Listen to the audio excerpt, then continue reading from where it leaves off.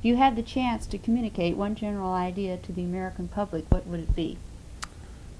I guess it would be understanding and communication between the different age brackets, which is no such thing about age brackets anyway, not in my mind, because a person is not actually old in numbers of years, but how many miles he's traveled, how he keeps his mind active and creative. And I guess that'll be one general idea. There's millions of them, though. Can go. Okay, fine. Most people won't even answer that one. Don't feel bad.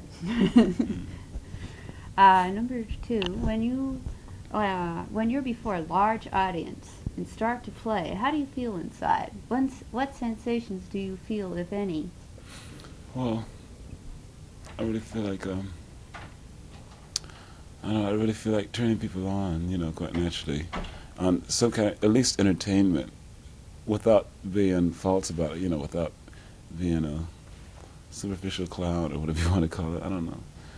And like if they don't respond, well then I'll just play for myself, and for the ones that will listen, if they do respond, well then this gives me more energy to work out. It's another way of communication and trying to make harmony amongst the people enjoying what we're trying to get across. Harmony is part of the first one too, anyway. Okay. If you are not getting the desired response from an audience when you're on stage, what do? What would be your reaction to such a situation if this ever happened? Now, I've never seen it happen to you, so there may have been times when you felt you weren't getting the desired response. Yeah.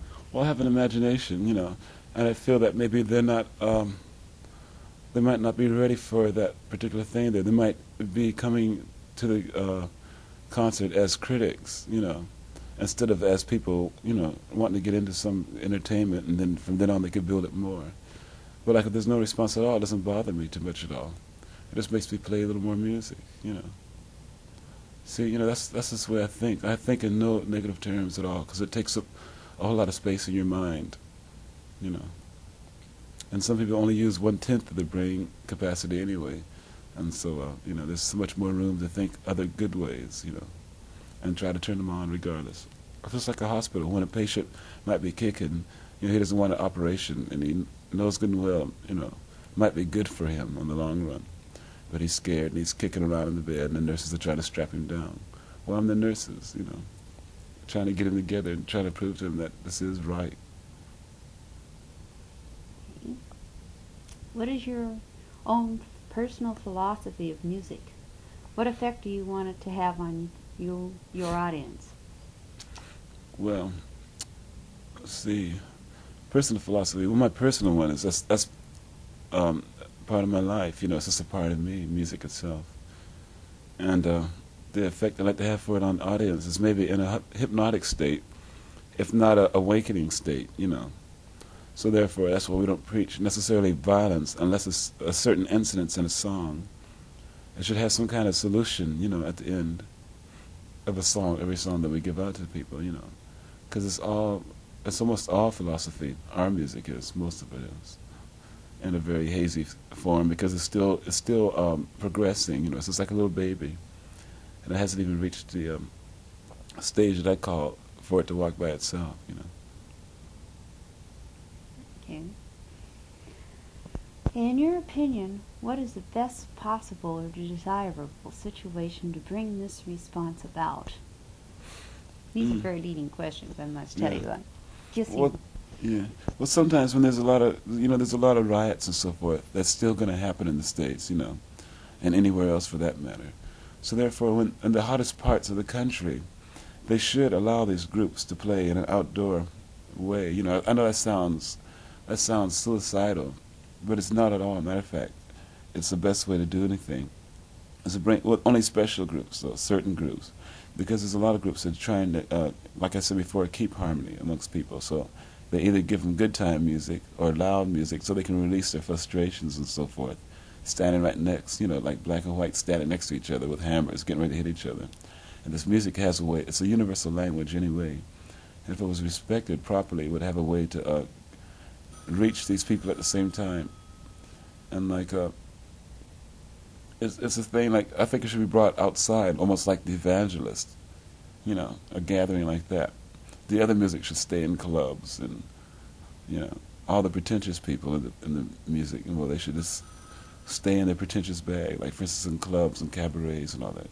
You see, there's a lot of elderly people want to know about what's happening in the new music today too. They want to know why people play so loud, and they want to know this and want to know that.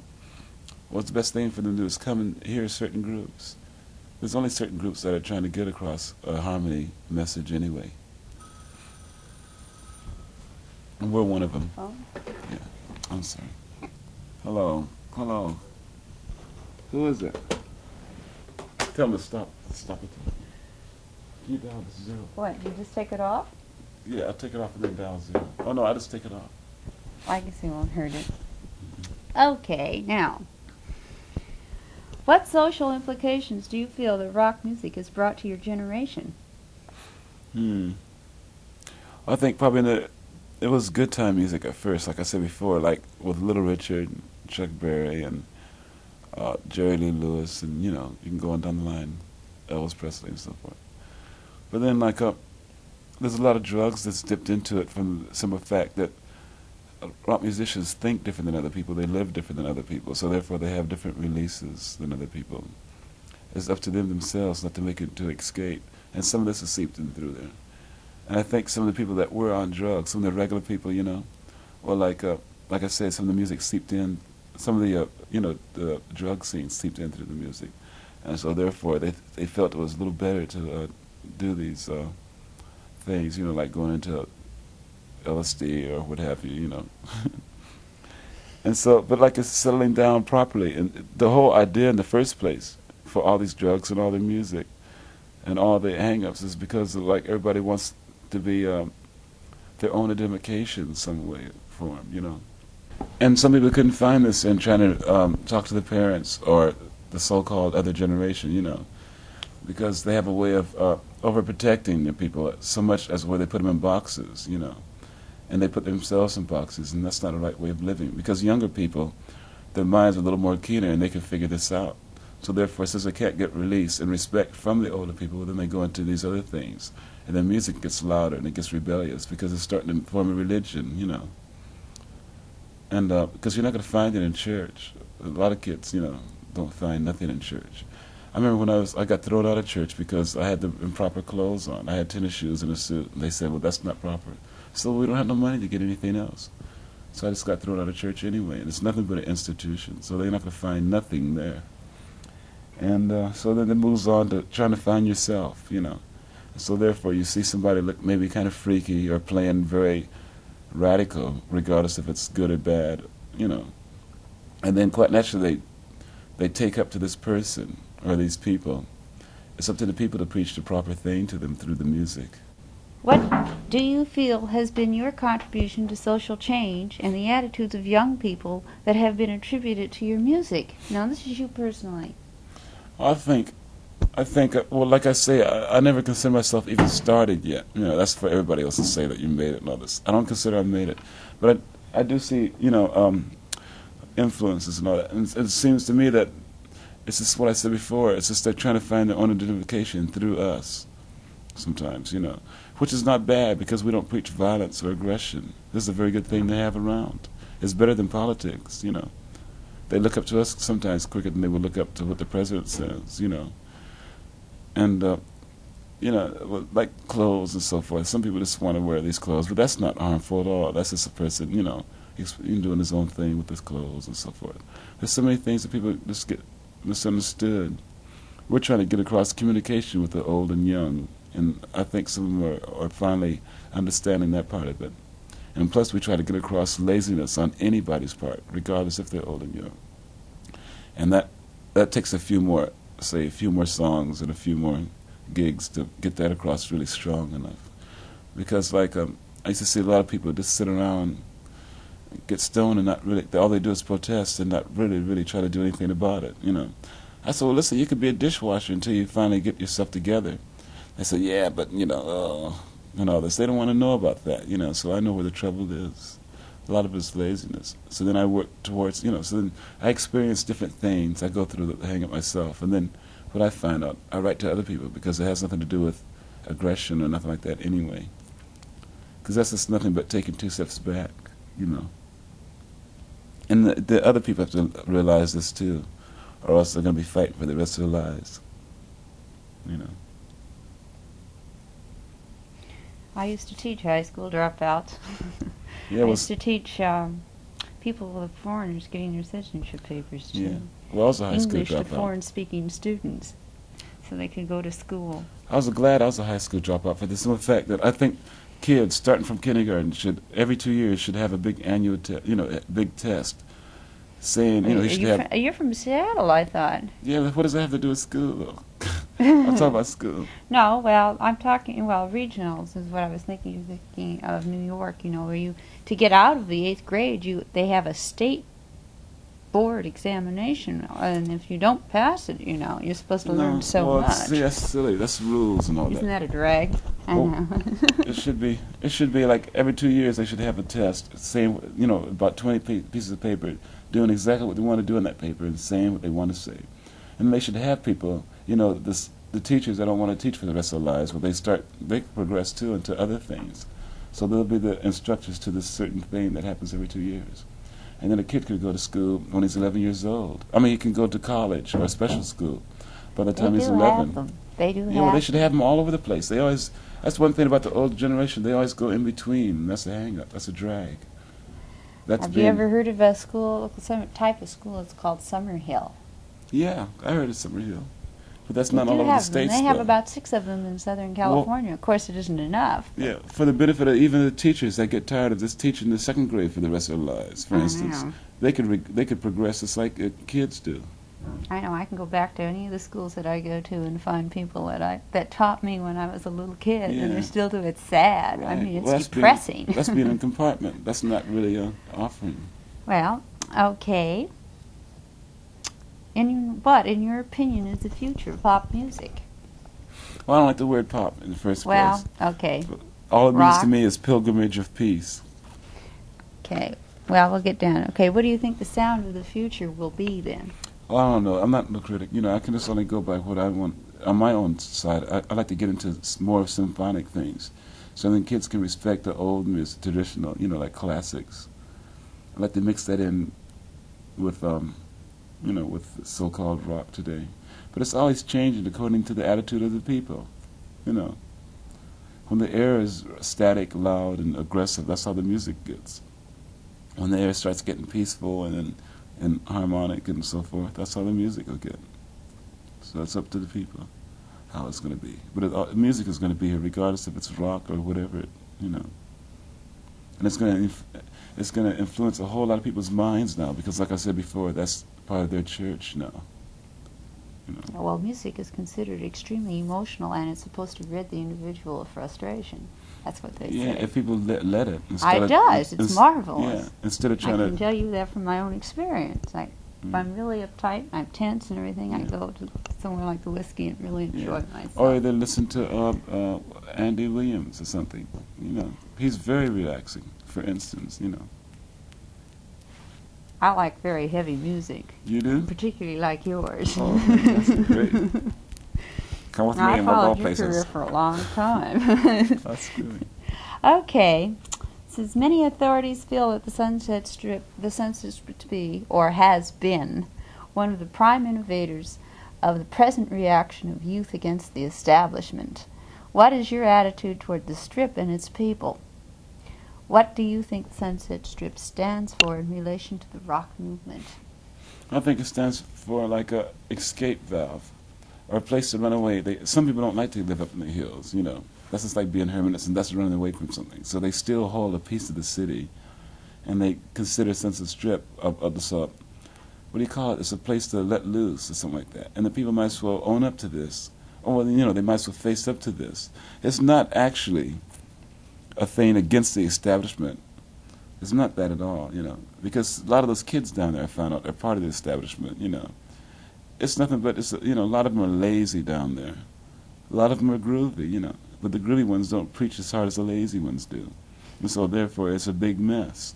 But cleaning it up, running kids away from that is not going to help anything, You might as well just let it stay there and depend on the music to straighten it out. And then give the music some kind of respect as to where it can do these things, Because police, the more you send police anywhere, the more trouble you're going to have, because some people haven't reached the point of thinking as a word. Retaliation is not the right, move, especially in aggression. So therefore you have to keep the pigs out. And then you find out that it turns out to be a very groovy place.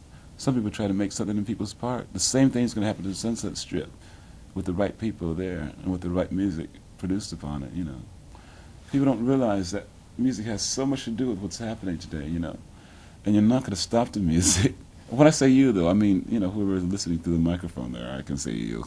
I know. When you put a microphone between you and somebody, there is an automatic different world, than if I were just sitting here on the couch talking to you. Yeah. I realize this. Well, probably, if they want to know the truth about it, the best thing to do is listen to the music. And listen to ours. You don't have to buy it. You can listen to it. Listen, I've seen you thousands of times, I've been on the strip since it started. The Birds, Oh, I remember the Birds. Yeah, I was over in Cyril's. I saw the Birds at Cyril's. I used to go every week. I was with Little Richard. Did you see Little Richard then? I've seen Little Richard for years, back in 1955. Yeah. I graduated from Torrance High School. Great. Did you see Little Richard at Cyril's? I saw him there. Yeah, I used to see him all the time. Yeah. Listen, all the people, when I went to high school, the only music you listened to was the music that was presented by Hunter Hancock and Huggy Boy, and it was all black music, and I just love it. And all the old people that I used to really think were just groovy and out of sight are all coming back. Well, it's so funny because even some colored people look at my music and say, "Is that white or black?" I said, "What do you want? What are you trying to dissect that for? Try to go by the feeling of it. Just because it's loud." Moves, let me tell you, it's great. All those are things that we have to wipe away from the face of the earth before it can live in harmony. Before I heard of you, though, I met Randy California, who told me about you. Oh, yeah, that's my friend. Him and I used to have a group I saw in the him village. up and I tried to get him a job. Yeah. He was with us before the Spirit started, and he was telling me about you. Okay, I guess that's enough for that. Now here comes one you may not like. I don't know what your reasons were. I'm curious. Although you were born and raised in America, what prompted you to establish yourself in England as opposed to America? After all, it's no secret the prime source of income for you as well as other English musicians is America, not England. Yeah, well, there was managers. I was down in the village. It was right before I quit this R&B group, because I said, well, come on down the village so we can get something together, on our own standards, not playing behind another person that was playing behind. And they were lazy, they were scared, and plus they didn't think they was going to get paid. I said, well, quite naturally you won't get paid on the audition, because it's us, going down there, being aggressive, it's us filtering down to them, So there's a few things you have to give up at the beginning. They didn't want to do that, so I just went down there and played, got Randy California together, and formed this group called the Blue Flame. And have you heard of the Animals? Well, the managers of the Animals. The Animals were in town one time doing the last gig at Central Park, doing the last gig as a group. And the bass player of the Animals, Chas Chandler and Mike Jeffries, asked would I like to come to England. And I'd never been to England before. That's the only reason, because I'd never been. So I went over there, because that's where I just lived my life. I'd never been to Indianapolis. So I starved my way over there, starved there. And I'd never been to, Memphis, so I was starved my way down there. It just happened to happen over there, so. And plus, I could play louder over there. I could really get myself together over there. There wasn't so many hang-ups as it was in America, mental hang-ups and, things like that. Oh, that's good. Okay. What are your plans for the future and the new experience? Well, we're going to make our music into a religion, which it already is anyway, only solidify it, to that. And really, I'd like for us to play outside more. Now, I understand you're going to lose Noel, as far as I know. Yeah, well, that's not losing, no. That's not a... I know, he's got his own thing. Well, because we all have our own thing, too. Plus, I want to get into more of an earthier type of music, I saw you play with Billy, your... new bass player. Your new bass player. Are you going to keep Mitch? Well, if he wants to come along, yeah. I'll keep anybody that wants to come along, as long as they're going to be contributing to the cause.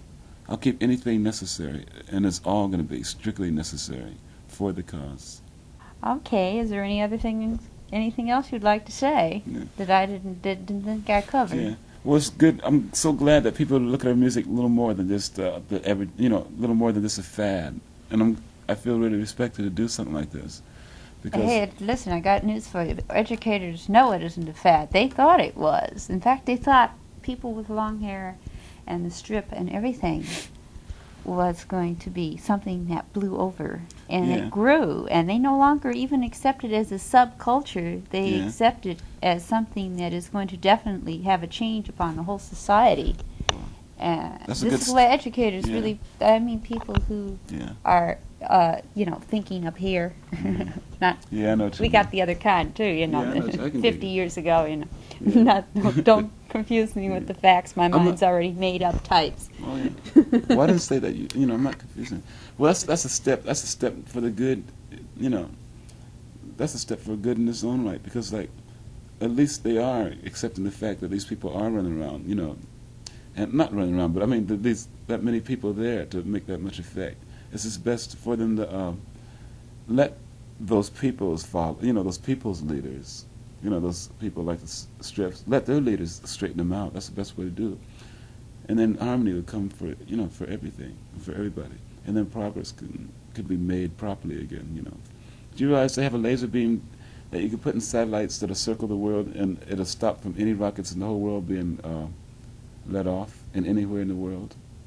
But no, they don't want to hear about these new ideas. They want to hear about the old ones, like spend up all this money and get a big missile system, That's just one of the things that I'm going to try and put through this song. Yeah, they also say that of all if they took the money that they spent on defense for 2 years Mhm. and put it in medical research, Mhm. that they could cure every possible known disease to man. Well, how come they don't do those things? They don't do it. Okay, well, there you go. Well, I have friends who are doctors, who bitch. Yeah. They say there's no money. This is the only reason why disease is not cured. Well, that's what they do. They choke their own selves. They get so greedy with money that they don't want to give it up, Yeah. That's silly. That's just nothing but a drug just like anything else. Matter of fact, it's one of the worst drugs. That's why I'm glad I just smoked. Well, this is cancer or anything. They said if just enough money were put into it, they would be able to afford, because they've got the brain power. They've got definitely. people. I know. They Well, starve people to death that are educators and researchers that could do the work for them, That's silly. They don't give them enough money to do it. Well, all this is part It's of... not because I'm screaming because No. teachers don't get any money. Yeah. That's not true. It's medical research and stuff like this, I stuff can like dig what that. you're talking about. I can dig that. It's really a shame. Of course, they're afraid to cure disease completely. You've got to. The Yeah. earth would Well, become then overpopulated, I guess. No, they gotta got ways They of feel straightening this that way. out. I'm a historian. Mhm. They have these theories. Well, they aren't theories, but they should legalize feel abortion. that this is a natural thing, and that just like they worry about the birth rate, and they worry about. They feel that war is a good thing, but it's because it does kill off a no, number of there's people, other which is ways. a drag. I don't believe that. There's other ways you can settle things. There's other ways how you can live. They're so block-minded. That's all part of the evolution. See, evolution of the man is changing the brain.